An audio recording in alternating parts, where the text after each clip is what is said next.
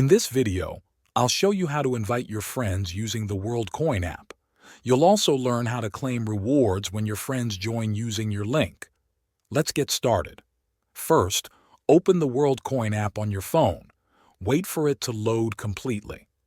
Once the app is open, look at the bottom of the screen and tap on the option called Mini Apps.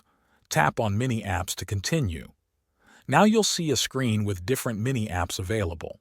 In the bottom right corner, you'll see a search icon. Tap on that search icon to bring up the search bar. Type the word invite into the search bar. You will see a result that says invite friends and get rewards. That's the one you want. Tap on the button that says get. This will install the mini application inside the Worldcoin app. After you tap get, give it a few seconds to finish installing. Once it's done, you will see an option to open the Invite Mini app. Tap on the button that says Open. The app may now ask for access to your phone contacts.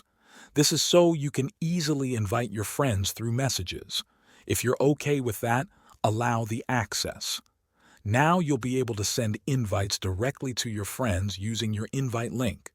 If your friends sign up using your link, you'll get rewarded. That's all you need to do. Thanks for watching.